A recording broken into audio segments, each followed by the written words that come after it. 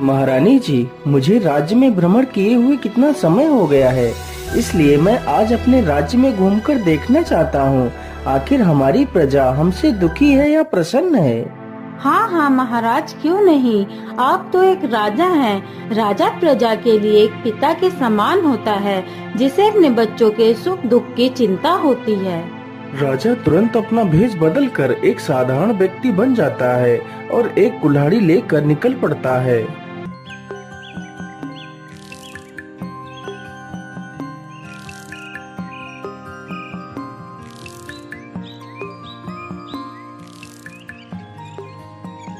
राजा चलते चलते काफी दूर निकल जाता है तो देखता है दो व्यक्ति आपस में बहस कर रहे हैं। राजा चुपचाप छिपकर उन दोनों की बातें सुनने लगता है। अरे श्यामलाल भाई, यदि मनुष्य चाहे तो वो अपनी मेहनत के दम पर किसी भी चीज को हासिल कर सकता है। हाँ हाँ रामलाल भैया, मैं मानता हूँ कि मनुष्य अपनी मेहनत के दम पर बड़ी से बड़ी चीज को हासिल कर सकता है, लेकिन यदि मनुष्य के भाग्य में उस चीज का भोग ना लिखा हो तो उसे उसका लाभ नहीं मिल पाता है। अरे नहीं नहीं श्यामलाल भाई, ऐसा कैसे हो सकता है। यदि मनुष्य जी तोड़ मेहनत करके कुछ हासिल करता है तो वह उसका लाभ जरूर उठाता है। अरे नहीं भाई, यदि उस वस्तु का भोग उसके भाग्य में ना लिखा हो तो वह वस्तु उसके पास नहीं रुकती है। अच्छा, चलो इस बात को यहीं खत्म करो। मैं तुम्हें बताता हूँ, मेरे अंदर इतना ज्ञान है, मैं तुम्हें किसी भी मरे हुए प्राणी की हड्डी को देखकर यह बता सकता हूँ कि वह हड्डी किस जीव की है तथा उस जीव की मृत्यु कब हुई थी। अच्छा, तो तुम किसी भी हड्डी को देखकर यह बता सकते हो? तो रुको, मैं अभी किसी हड्डी को ढूंढ कर लाता हूँ।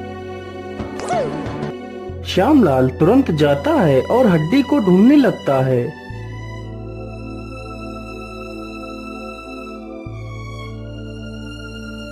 अरे मिल जा, कोई हड्डी तो मिल जा। आज मैं इस रामलाल के बच्चे को छोड़ूंगा नहीं। लेकिन यहाँ पर तो कोई भी हड्डी दिख नहीं रही है। क्या करूँ, कहाँ से लाऊं हड्डी? अरे वो रही हड्डी।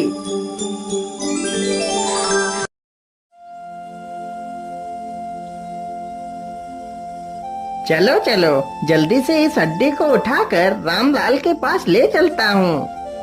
श्यामलाल तुरंत हड्डी को उठाकर रामलाल के पास पहुँचता है।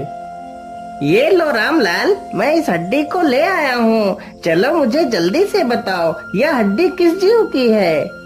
हाँ श्यामलाल, क्यों नहीं। पहले मुझे इस हड्डी को देखने तो दो, फिर मैं तुम्हें इस हड्डी के बारे में सही जानकारी दे पाऊंगा। रामलाल तुरंत ही उस हड्डी को देखने लगता है।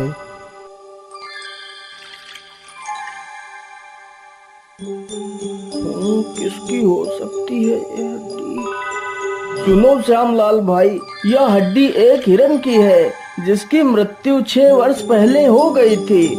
रामलाल की यह बात सुनकर श्यामलाल चौंक जाता है। अरे ये कैसे हो सकता है? तुम इस हिरण के बारे में कैसे बता सकते हो? लेकिन मैं ये कैसे मान लूं कि यह हड्डी हिरण की ही है? इसका कोई प्रमाण है तुम्हारे पास? अरे श्यामलाल भाई, मैं खुद इस बात का प्रमाण लेता हूँ कि यह हड्डी एक हिरण की ही थी। यदि ऐसी बात है तो मेरे अंदर भी एक अनोखा ज्ञान है। अच्छा, तो बताओ जरा, तुम्हारे अंदर ऐसा क्या ज्ञान है?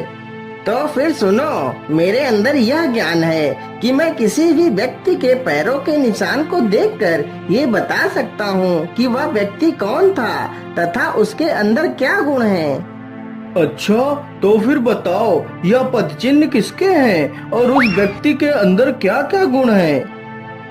मेरी विद्या के हिसाब से यह पदचिन्ह किसी साधारण व्यक्ति के नहीं है। यह पदचिन्ह जरूर किसी महान राजा के हैं, जिस राजा के गुणों की कोई सीमा नहीं है। उसके अंदर तो मानो गुणों के भंडार भरे पड़े हों। तो फिर इसमें देर किस बात की है? चलो जल्दी से इन पद चिन्हों को देखते हुए चलते हैं और अपनी आंखों से देख लेते हैं ऐसे महापुरुष को। इतना कहकर दोनों ही उन पदचिन्हों को देखते हुए चल पड़ते हैं।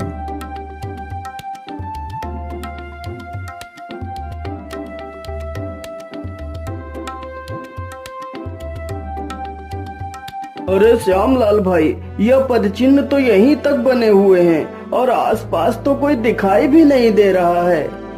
अरे नहीं नहीं रामलाल भैया, जरा उधर देखो, उस लकड़हारे को। मुझे लगता है यह पदचिन्ह उसी के हैं। चलो उसके पास चलते हैं।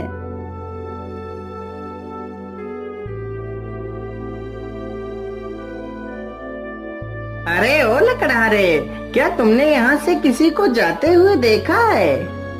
अरे नहीं नहीं भैया, मैं तो यहाँ सुबह से लकड़ियाँ काट रहा हूँ, लेकिन यहाँ से तो कोई नहीं गुजरा है। अरे ओ लकड़हारे भैया, क्या तुम मुझे बता सकते हो यह पैरों के निशान आपके हैं? हाँ हाँ भैया, यह पदचिन्ह तो मेरे ही हैं। सुन लिया ना श्यामलाल भैया, यह पैरों के निशान तो इस लकड़हारे के हैं, लेकिन आप तो कह रहे थे कि यह पैरों के निशान किसी महान राजा के हैं। हाँ हाँ रामलाल, मैं भी यही सोच रहा हूँ। आखिर मेरे द्वारा पढ़ा गया ज्ञान गलत कैसे हो सकता है? अरे ओ लकड़हारे भैया, तुम यह काम कब से कर रहे हो? भैया जी, यह तो मेरा पुश्तैनी काम है। हमारे बाप दादा भी लकड़ियाँ काटते थे और मैं भी इसी काम को कर रहा हूँ। लेकिन भैया, तुम्हें इतनी कड़कती धूप में लकड़ियाँ काटना बेकार नहीं लगता? तुम्हें कष्ट नहीं होता? क्या बताऊं भैया, मैं इस कार्य को बचपन से ही कर रहा हूँ, इसलिए मुझे इस कार्य से कोई परेशानी नहीं होती। अरे नहीं नहीं, मेरे द्वारा प्राप्त किया गया ज्ञान झूठा नहीं हो सकता। चलो मेरे साथ हमारे राज्य के राजा के पास, हम उनके पैरों में देखते हैं क्या यह सारी रेखाएं राजा के पैर में हैं या नहीं हैं।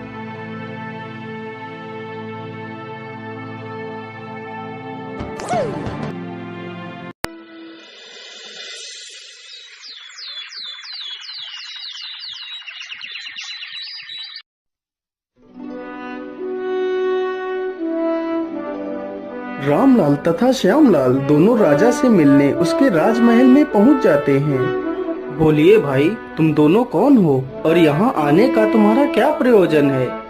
महाराज, हम दोनों मित्र हैं और हम आपके राज्य में ही रहते हैं। महाराज, मेरा नाम श्यामलाल है और मैंने ज्योतिषी विद्या पढ़ी है। उसी विद्या के अनुसार आज मैंने एक व्यक्ति के पद चिन्हों को देखकर उस व्यक्ति के बारे में तथा उसके गुणों के बारे में बता रहा था, लेकिन मेरा मित्र मेरी बात पर यकीन नहीं कर रहा है। इसलिए मैं आपसे निवेदन करता हूँ कि आप अपने पैरों के तलवे मुझे दिखा दीजिए। मैं आपके तलवों की रेखाएं पढ़ना चाहता हूँ। ठीक है श्यामलाल, तुम मेरे तलवों को देख सकते हो। राजा ने जैसे ही अपने तलवों को दिखाया तो राजा के तलवों में वो सारी रेखाएं बनी थी जो एक राजा के गुणों को दर्शाती हैं।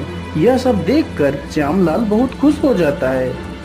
अरे देखो देखो रामलाल, ये वही सारी रेखाएं हैं जिनको मैंने पढ़ा हुआ है। इसका मतलब मेरी विद्या झूठी नहीं है। हाँ हाँ श्यामलाल, लेकिन मैं यह कैसे मान लूं कि वह पदचिन्ह भी किसी राजा के ही थे? अरे रामलाल, श्यामलाल ठीक कह रहे हैं। वह पदचिन्ह मेरे ही थे। जिस लकड़हारे से तुम दोनों मिले थे वह कोई और नहीं बल्कि मैं ही था। मैंने तुम दोनों की सारी बातें सुनी थी, लेकिन तुमने उस हड्डी से ये कैसे पता लगाया कि वह हड्डी एक हिरन की है और उसकी मृत्यु 6 वर्ष पहले हुई थी? महाराज, यह बात मुझे पहले से ही पता थी कि वहाँ पर आज से 6 वर्ष पहले एक हिरन वहीं पर घास खा रहा था। तभी एक शेर आता है और उस हिरन को मारकर उसका मांस खा जाता है। यह सारी घटना मैं एक पेड़ पर बैठकर देख रहा था। उस स्थान पर सिर्फ उसी हिरन की हड्डियां पड़ी हैं। यह बात मुझे पहले से ही पता थी, इसीलिए मैंने यह बात श्यामलाल से कही थी। अच्छा, तो ये बात है, लेकिन मुझे तुम दोनों की एक बात अभी भी खटक रही है। वो क्या बात है महाराज? हमसे कोई भूल हो गई है क्या महाराज? नहीं नहीं, तुम दोनों से कोई भूल नहीं हुई है। तुमने कहा था दुनिया में मनुष्य अपनी मेहनत से सब कुछ प्राप्त कर सकता है, लेकिन तुमने कहा था कि मनुष्य अपनी मेहनत से सब कुछ प्राप्त तो कर सकता है, लेकिन यदि उस वस्तु का लाभ उस इंसान के भाग्य में न लिखा हो तो वह वस्तु उसके पास नहीं रुकती है। हाँ हाँ महाराज, यह बात सोचकर तो हम दोनों खुद हैरान हैं। अब आप ही बताइए महाराज, क्या सत्य है और क्या असत्य है? हाँ हाँ, क्यों नहीं, मैं तुम्हें इसका हल निकाल कर जरूर दूंगा, लेकिन अभी नहीं, मुझे कुछ दिनों की मोहलत दो, मैं तुम्हें सब कुछ बताऊंगा। इतना सुनकर वह दोनों मित्र वहाँ से चले जाते हैं।